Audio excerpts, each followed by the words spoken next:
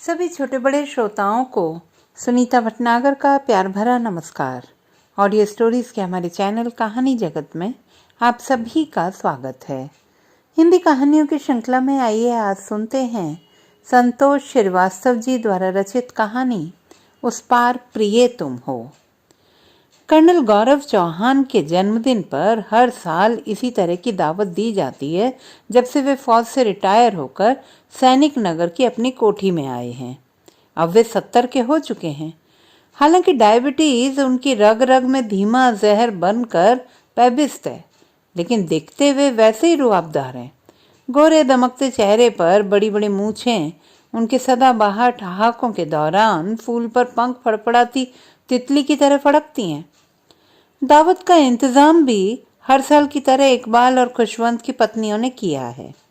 इकबाल और खुशवंत तो उनके बेहद लाडले फौजी हैं, जो हर वक्त कर्नल की और जब तक कर्नल के माता पिता जिंदा रहे उनकी सेवा में तत्पर रहते थे।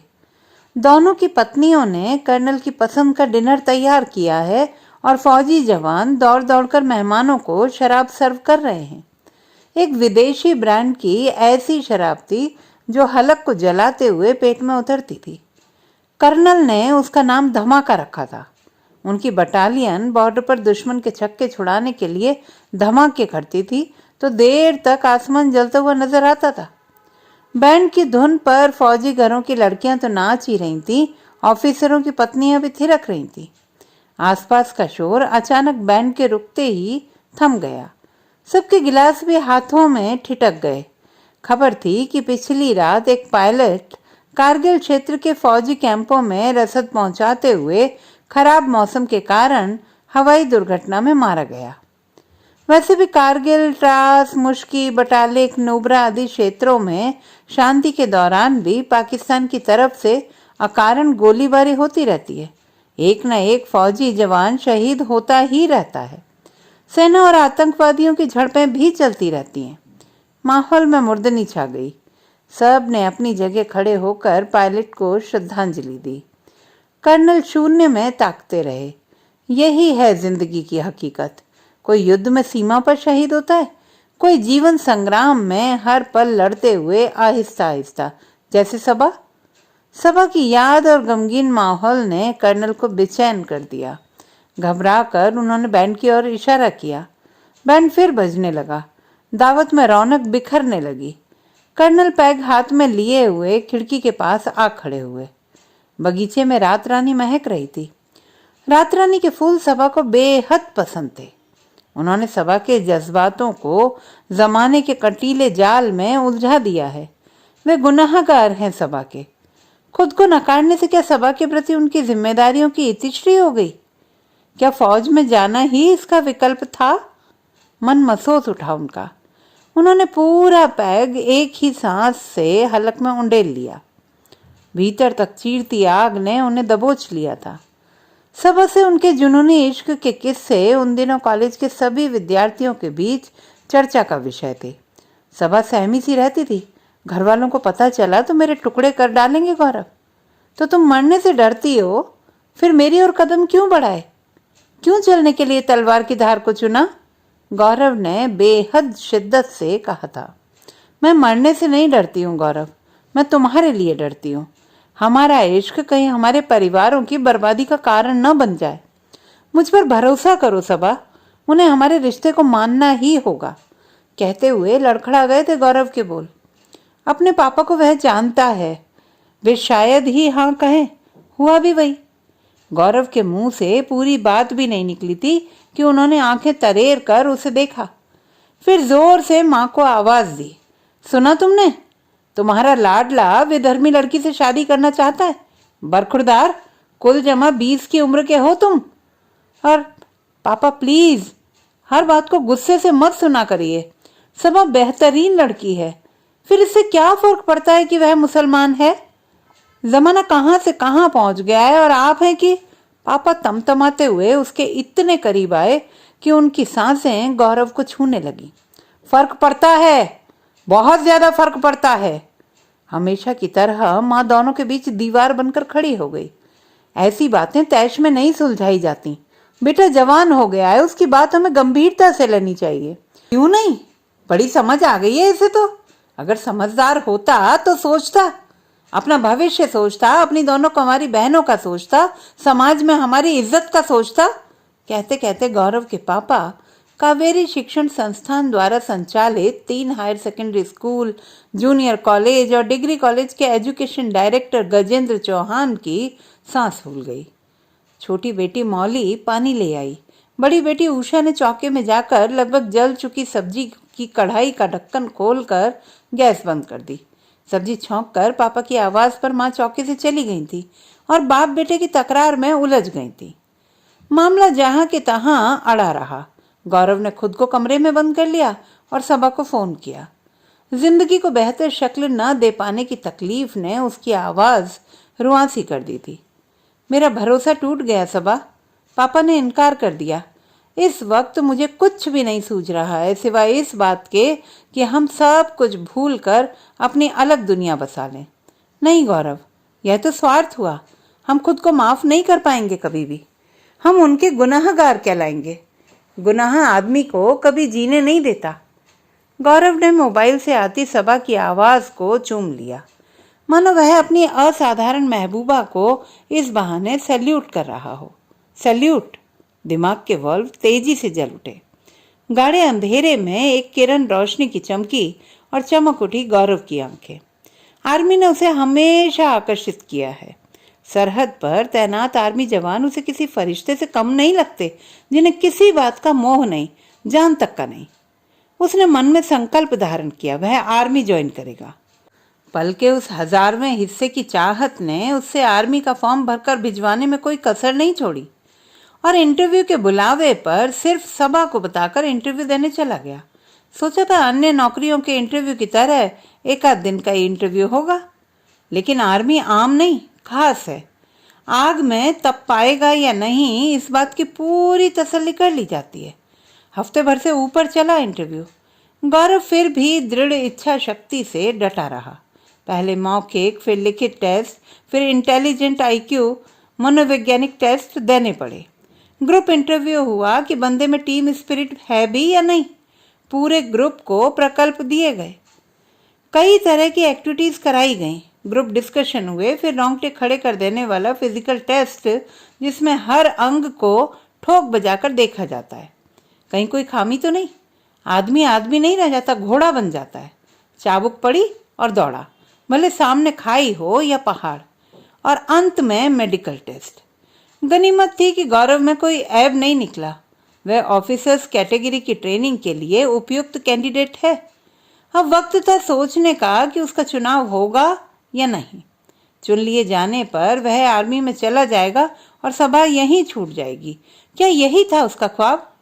यह तो उस पर जबरदस्ती थोपा हुआ जिंदगी का वह मोड़ है जहां से वह कालखंड जन्म लेता है और उस कालखंड को उसे सभा के बिना खुद को भूलकर जीना है। सभा के बिना सब कुछ खाली खाली सा, और इस विराट खालीपन में शून्य में रुकी सांस सा उसका दम घुट रहा है। कितना भयानक है यह एहसास। आज तक वह खुद को इस घर के लिए महत्वपूर्ण समझता था, लेकिन अचानक उसकी चाहत को नकार कर पापा माँ ने उसकी अस्तित्वहीनता उसे समझा दी है और वह जान गया है कि उसे अपनी मर्जी की जिंदगी जीने के लिए नहीं मिलेगी।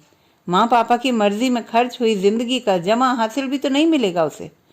वह निरंतर तनाव, दुख और अंदर तक बहते हुए गर्म लावे में कैसे जी पाएगा? कोई तृप्ति, कोई सुख नहीं मिलेगा उसे। खुद को लानत भेजता वह तमाम उम्र भ्रमों में जिएगा और फिर पाएगा कि अपनी बेशकीमती उम्र वक्त के बेतरतीबी भरे उलझाव में गुजारने के सिवा कुछ भी तो हासिल नहीं हुआ। सभा भी बिखर गई थी। उसे लगा जैसे उसके भीतर पंख फड़फड़ाता जज्बातों का परिंदा गौरव के साथ खुले आसमान में उड़ान भरना ही चाहता था कि उसका दम घोंट दिया गया। जज्बातों का घोंटना मौत है? नहीं, वह अपने इश्क को मरने नहीं देगी। इश्क तो उसकी निधि है, उसकी इबादत है जिसमें खुदा बसता है। वह इसे संभाल कर रखेगी। जो गौरव सहेगा वह भी सहेगी। समंदर की लहरों के समान जो उठती हैं, गिरती हैं, पर समंदर से जुदा नहीं होती। वे समंदर की हैं, इसलिए जो वह सहता है वे भी सहती हैं। उससे अलग होना खुशियों का विकल्प नहीं है। खुद पर काबू किया था किसी प्रकार सबा ने। तुम परफेक्ट मैन हो गौरव, जरूर सिलेक्शन होगा तुम्हारा, लेकिन इतना कठोर कदम क्यों उठाया तुमने? तुम्हारे और मेरे परिवार की निरर्थक जिद के आगे अपने प्यार को कुर्बान करने से अच्छा है कि देश के लिए कुर्बान हो जाऊं। सबा अपने इस पागल आशिक के आगे नतमस्तक थी। प्यार की खातिर वह अपनी जिंदगी दांव पर लगा रहा है। नहीं, यह जुनूनी इश्क नहीं है। यह यथार्थ की कठोर चट्टानों पर बूंद बूंद ओस से उगी दूब है, जो सूरज का ताप अपने आसपास के चट्टानी माहौल में भी सह जाने की ताब रखती है। सबा हुलस कर गौरव के आलिंगन में समा गई। डबडबाई आंखें उसके सीने में मूंद ली। तुम मेरे सवाब हो, खुदा की नेमत हो तुम। अब मुझे जिंदगी से कोई शिकायत नहीं। देर तक दोनों की आंखें भीगती रहीं। गौरव ने अपने आंसुओं की लड़ी से सबा की मांग सजा दी। दोनों ने संकल्प लिया कि एक दूसरे के ही रहेंगे सदा, तन से भी और मन से भी। पथरीले कंटक भरे रास्ते का चुनाव उनका खुद अपना था। मंजिल पाने की चाह नहीं थी। झोंक दिया दोनों ने खुद को उन दुर्गम राहों पर जो जिंदगी से जुड़ी नहीं होती। ईश्वर, तुम हो ना? इंटरव्यू में उपयुक्तता की स्वीकृति के बावजूद गौरव बेचैन रहा। ट्रेनिंग की तारीख आते ही सबके मुंह आश्चर्य से खुले के खुले रह गए। पापा के तो जैसे हौसले ही पस्त हो गए। तो आर्मी ज्वाइन कर रहे हो तुम? जी पापा, इसे मेरा दृढ़ निश्चय समझिए। पापा के बगल में माँ आकर खड़ी हो गई। और हम? हमारे बारे में क्या सोचा है तुमने? उसमें सोचना क्या है, मुझे तो कहीं दिक्कत नजर नहीं आती, ना आर्थिक ना हेल्थ संबंधी। चौंक गए दोनों। दिक्कतें होती तो शायद तुम नहीं जाते ना, या फिर भी अपनी उस विधर्मी प्रेमिका के लिए शहीद हो जाते। आहत हुआ गौरव। पापा क्या यही शिक्षा देते हैं अपने विद्यार्थियों को? धर्म, जाति, संप्रदाय की कट्टरता? इससे मनुष्यता लहूलुहान है और इसीलिए अपंग हो गया है समाज। अपनी जिंदगी के प्रति पापा माँ के ऐसे बेरहमी भरे रुख की वजह से उतनी ही बेरहमी से अपने शैक्षिक करियर को तिलांजलि देकर गौरव आर्मी की कठोर ट्रेनिंग के लिए रवाना हो गया। ट्रेनिंग की कठोर दिनचर्या के बावजूद हताश नहीं हुआ था गौरव। जानता था कि अगर वह मात्र गौरव एक आम नागरिक ही होता तो शायद हालात और कायनात की आंधियां उसे चकनाचूर कर भी सकती थी। लेकिन आर्मी की ट्रेनिंग के दौरान उसे इतना तपाया गया, नर्म मुलायम मिट्टी को कूट कर रौंद कर जिस तरह ईंटें बनाई जाती हैं, आवा में लगातार पकाया जाता है, वह ऐसी कठोर चट्टान बन गया कि जिंदगी की कोई भी आंच अब उसे पिघला नहीं सकती। वह सिविलियन नहीं है, मिलिट्री मैन है। गुजरे वक्त को याद करते हुए सोचा लेफ्टिनेंट गौरव चौहान ने, जो आईने में अपना प्रतिबिंब देखकर रीझ गया था खुद पर। मिलिट्री कट बाल, लगदक वर्दी, कंधों पर चमकते स्टार, चेहरे पर रफ एंड टफ का दमकता तेज। कहाँ गया वह मासूम खिलंदड़ा गौरव जो सबा के बालों की लट फूंक से उड़ाकर उसके गालों पर बिखेर देता था और सबा तुनक जाती थी। जगह जगह की पोस्टिंग में खर्च होती जिंदगी। यूं तो वह आगत के ठंडे गर्म हालात का अंदाजा लगाने की क्षमता रखता था और उससे निपटने का दमखम भी, लेकिन सबा उसकी कमजोरी थी। जब भी छुट्टी मिलती वह घर के लिए डैने पसार कर उड़ जाता, जैसे कि दिन ढले घोंसले की ओर लौटता पंछी हो। घर अब उसके अनुकूल ढल गया था और विरोध की तमाम परतें पिघल गई थी।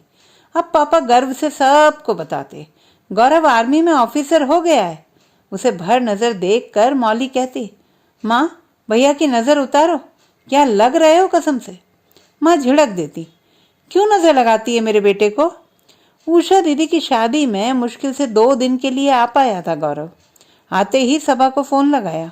बार बार लगाने पर भी जब सबा ने फोन नहीं उठाया तो वह अनिष्ट की आशंका से कांप गया। तुरंत मिलना चाहता था उससे, पर माँ ने घर के कामों में उलझा लिया।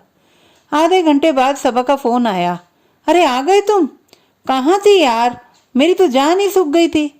नहा रही थी। कैसे फौजी हो तुम? घबराना फौजियों की डिक्शनरी में नहीं होना चाहिए। अब लेक्चर मत दो टीचर जी, फटाफट बताओ कितने बजे मिलोगी? शाम को 6 बजे गार्डन में। Clear? Yes sir. Any doubt? No sir. खिलखिलाकर हंसी सबा। गौरव के मन के दरीचे पर चांदनी बिखर गई। शाम को वह फौजी ड्रेस में एक जिम्मेदार ऑफिसर के रूप में सभा के सामने था। सभा मुग्ध होकर उसे देखती ही रह गई। गौरव ने उसे गले लगाकर उसका चेहरा हथेलियों में भर कर कहा था, कैसी हो मेरी मलिका, जैसी तुम छोड़ गए थे। अपनी सुनाओ, ट्रेनिंग, पोस्टिंग, रोमांच से गुजर रहे हो तुम। एक पल को याद आई मेरी? कमाल है, भूलूं तो याद करूं ना। फिर पलटवार, और मैं तुम्हें। सबा हंसी, फौजी हो ना, वार करने से चूकते नहीं। फिर गहरी सांस भरकर बोली, मैंने बीएड में दाखिला ले लिया है। अम्मी ने अब शादी के लिए कहना छोड़ दिया है। दुबई में मेरी चचा जात बहन है, बहुत बुलाती है मुझे। सोचती हूँ बीएड के बाद दुबई में नौकरी करूँ। मैंने अपनी जिंदगी से समझौता कर लिया है। मेरी हर सांस तुम्हारी अमानत है। मैं ताउम्र तुम्हारा इंतजार करूंगी गौरव। गौरव ने सबा के चेहरे पर ईश्वरीय नूर देखा। उसके कदमों में बिछ जाने का दिल हुआ कि तोड़ डाले सारे बंधन और कुर्बान हो जाए अपनी महबूबा के लिए। पर कुर्बान होने से ज्यादा चुनौती भरा उसकी गैर मौजूदगी में भी उसके संग जीना है, और चुनौतियों से खेलना लेफ्टिनेंट गौरव चौहान की आदत में शुमार है। बाद में पापा माँ बहुत पछताए।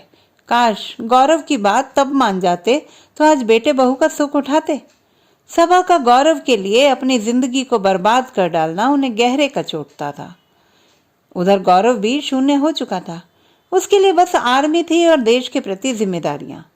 गौरव अब आर्मी के सर्वोच्च शिखर पर था। कर्नल का ओहदा उसकी बरसों की मेहनत का नतीजा था। आर्मी में उसका लोकप्रिय होना उसके स्वभाव और व्यक्तित्व और ड्यूटी के प्रति समर्पण के कारण ही था। बरसों बरस जंगल, नदी, पहाड़ और बीहड़ों में गुजरे हैं उसके, चाहे पाकिस्तान से लड़ी जंग हो या चीन से। दुश्मन पर दूरबीन से नजर रखते हुए मैसेज ओवर, ओके, आउट जैसे वाक्यों की उसने खुद भी तामील की है और अपनी बटालियन से भी करवाई है। पाकिस्तान से जंग के दौरान पूरी रात वह अजगर के बिल पर सोया था। रोंगटे खड़े कर देने वाले वाक्य को वह आज तक भूला नहीं है। जंगल काफी घना था, लेकिन दुश्मन की नजर सर्चलाइट होती है। फौजी कैंप में कैप्टन, मेजर और अन्य फौजियों के साथ वह शराब से गम गलत कर रहा था। किसी के हाथ में पाइप था तो किसी के सिगरेट, लेकिन गौरव सिगार का शौकीन था। खुशवंत ने उसके जूते उतारे और जॉन ने शराब लाकर दी। इकबाल कैंप के बाहर खड़ी जीप को झाड़ियों से ढक रहा था ताकि दुश्मन की नजर फौजी ठिकाने का अंदाजा भी न लगा पाए। मेजर घर से आई चिट्ठी पढ़ रहा था। देखिए सर, माँ ने भारत की जीत के लिए सत्यनारायण की कथा कराई है और ये चुटकी भर प्रसाद भी भेजा है। प्रसाद सबको दिया गया। गौरव भी घर की यादों में खो गया था कि अचानक उसका बटुआ लिए खुशवंत आया। सर, आपका ये बटुआ जीप में छूट गया था। फिर नजरें झुकाकर पूछा, सर गुस्ताखी माफ, इसमें किसी हीरोइन की फोटो भी है, मैं पहचान नहीं पाया। बटुए में सबा की फोटो थी, लेकिन गौरव की खामोशी के कारण बात आई गई हो गई। सुबह जब खुशवंत गौरव को जूते और यूनिफॉर्म पहना रहा था तो देखा उसके फोल्डिंग पलंग के नीचे अजगर कुंडली मारे बैठा था। सर, आप रात भर अजगर के ऊपर सोते रहे? पल भर को गौरव कांपा, लेकिन फिर मुस्कुरा कर बोला, खुशवंत, शायद इसी वजह से बड़ी आरामदायक नींद आई। चलो इसी बात पर कॉफी पिलाओ। खुशवंत मैस की ओर सरपट दौड़ पड़ा। यादों में गुम है गौरव। उसकी पोस्टिंग भारत पाकिस्तान बॉर्डर के सबसे संवेदनशील इलाके में हुई थी। दुश्मन की आतंकवादी गतिविधियों से पूरी बटालियन को सचेत किया था गौरव ने। कभी भी कुछ भी हो सकता है। पेट्रोलिंग के दौरान जगह का जायजा लेते हुए गौरव समझ रहा है, कहीं भी डायनामाइट को ऐसे पाटा गया हो कि नजर ही ना पड़े। इसलिए शरीर का हर हिस्सा जगाए रखो, हर हिस्से में आंखें जड़ दो। मानकर चलो कि दुश्मन हर ओर से हमें घूर रहा है। छावनी एरिया में आर्मी ऑफिसर्स के घरों से थोड़ा अलग हटकर खूबसूरत रंग रोगन का घर था गौरव का। तीनों ओर ऊंचे ऊंचे दरख्तों से घिरा। गेट तक लाल रंग की मुरम बिछाई गई थी।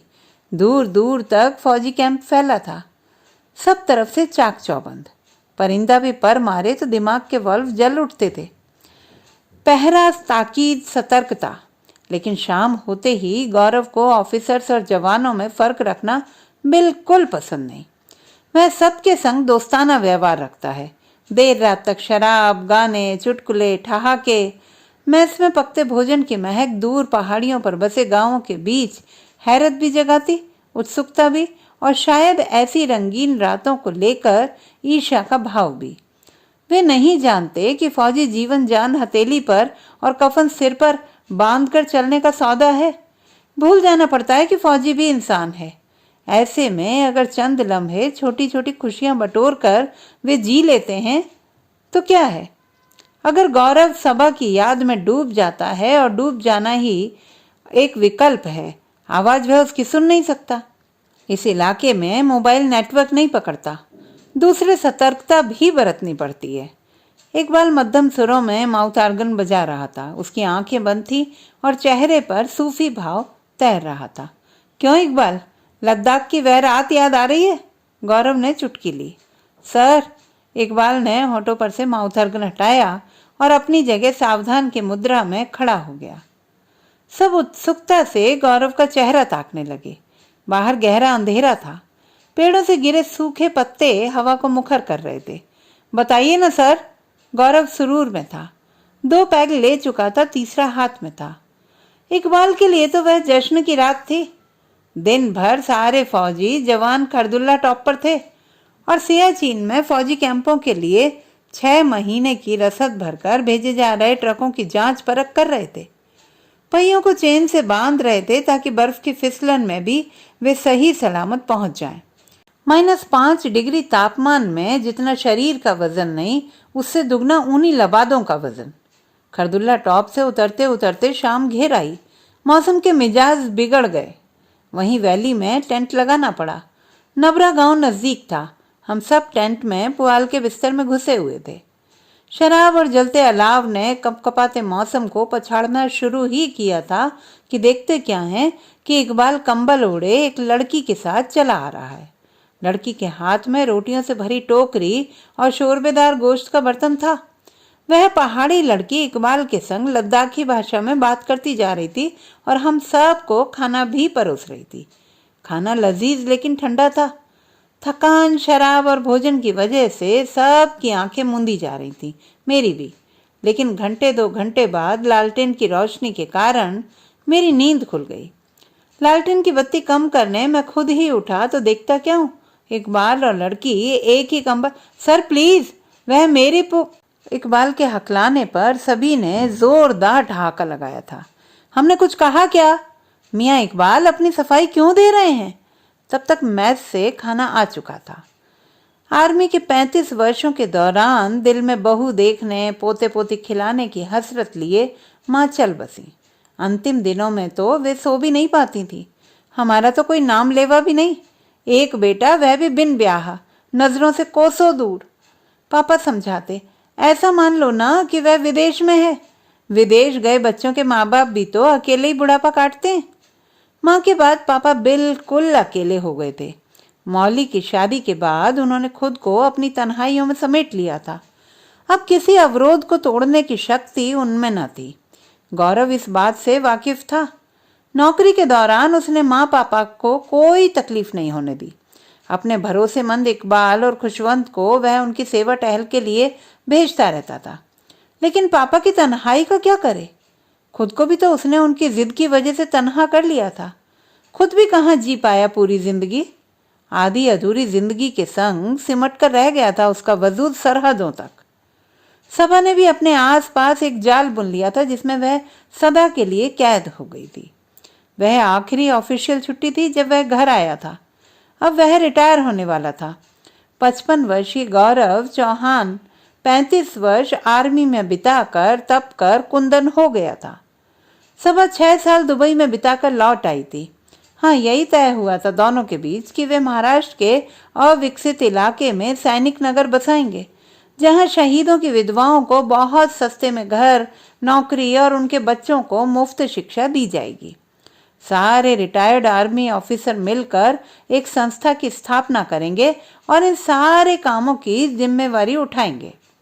दोनों ने मिलकर प्रोजेक्ट तैयार किया। तय हुआ कि सैनिक नगर में ही एक शानदार कोठी बनेगी, जिसके एक हिस्से में सबा रहेगी और दूसरे में पापा के साथ गौरव। घर बेचने के लिए स्टेट एजेंट को भी फोन कर दिया। सुनकर पापा का दिल टूट गया। इस घर को मेरे लिए रहने दो। इस घर के कोने कोने में तुम्हारी माँ बसी है। बुढ़ापे में मुझे क्यों उनसे दूर कर रहे हो? ओके, रिलैक्स, नहीं बेचेंगे, आप इत्मीनान रखिए। लेकिन उन्होंने इत्मीनान नहीं रखा। जाने कौन सी बात चुभ गई थी उन्हें कि गौरव की छुट्टियों के दौरान ही उन्होंने अंतिम सांस ले ली। और जब कर्नल गौरव चौहान रिटायर होकर लौटे तो उजड़ चुके घर में उनका रह पाना कठिन हो गया। सबा इन दिनों दिल्ली में थी। फोन पर बताया, भाईजान के घर रहूंगी कुछ दिन, अम्मी भी साथ में हैं। तुम इत्मीनान से सैनिक नगर वाले प्रोजेक्ट पर काम करना शुरू कर दो, मुझे वक्त लगेगा। तुम्हारे बिना कैसे सबा? हमेशा के लिए आर्मी को अलविदा कहकर आया हूँ। सिविलियन लाइफ को अपनाते थोड़ा वक्त तो लगेगा। मेरे कर्नल, वक्त दे कहाँ रही है जिंदगी?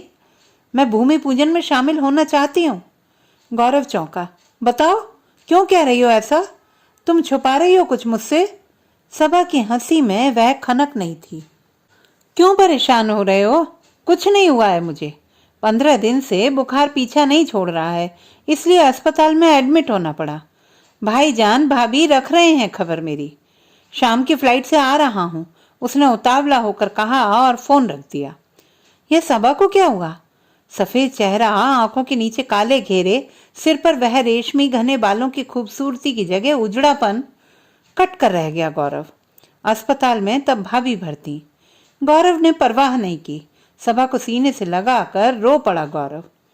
कर्नल गौरव चौहान, जिन्होंने जंग के दौरान कितने ही जवानों का लहू बहते देखा है, अंग भंग हुए शरीरों को देखा है, धीरे धीरे दिल की धड़कनें बंद होते देखा है, नहीं काबू कर पाया सबा का गौरव उस शाम खुद को। रिपोर्ट्स दिखाइए भाभी। कैंसर की आखिरी स्टेज। तड़प उठा गौरव। ये क्या कर डाला ईश्वर? मैं रहूंगी, जिंदा रहूंगी गौरव। अपने सैनिक नगर को बसते देखूंगी, शहीदों के बच्चों को पढ़ाऊंगी। हमारी कोठी के बगीचे में रात रानी फूलेगी और तुम्हारा मनपसंद मोगरा भी। गौरव ने अपनी थरथराती उंगली उसके होंठों पर रख दी। डबडबाई आंखों में न जाने कितने बादल घुमड़ आए। हाँ, सब कुछ करेंगे हम, है ना भाभी? उसने भाभी की ओर देखा। अविरल अश्रुधार वहां भी थी। बीत चुके वक्त को लौटा पाना नामुमकिन था। सब कुछ खो चुकी थी सबा और गौरव। गौरव ने सैनिक नगर बसाने में जी जान लगा दिया। डॉक्टरों के मुताबिक सबा की जिंदगी का कुल 1 माह बचा था और गौरव को भूमि पूजन की उसकी इच्छा पूरी करनी थी। सैनिक नगर के लिए टीम जुटाकर वह अपने प्रोजेक्ट को साकार करने की धुन में जुट गया। लेकिन सब कुछ इतना आसान नहीं होता है, वरना जिंदगी की सोच मखमली होती। गौरव खुद नहीं जानता कि आखिर जिंदगी ने उसे इस तरह क्यों छला, क्यों वह सरहद से जिंदा लौटा। लेकिन मौत मुकर्रर समय में ही आती है, यानी कि मौत भी छलती रही उसे। न जाने कौन सी स्याही से सबा और गौरव ने जुदा जुदा रहकर भी संग जीने का वादा लिखा था कि वाक्य मिटा भी नहीं और दिखा भी नहीं। 15 साल बीत गए। सबा अब नहीं है। भूमि पूजन के हफ्ते भर बाद ही सबा चल बसी और सबा के साथ गौरव भी। अब जिंदा है तो कर्नल ने सैनिक नगर का सबा का सपना पूरा किया। कोठी भी बनी, मोगरा भी महका और रात रानी भी। है कोई मुकाबला इस प्यार का? मिटा पाए क्या मजहब के रखवाले इस प्यार को? अचानक इकबाल चीख पड़ा, सर क्या हुआ आपको? सब स्तब्ध थे। गौरव के दोनों हाथ खिड़की की चौखट पकड़े थे और सिर बाहर की तरफ झूल रहा था। आंखें आसमान में कुछ खोजती सी निश्चय ही सबा को।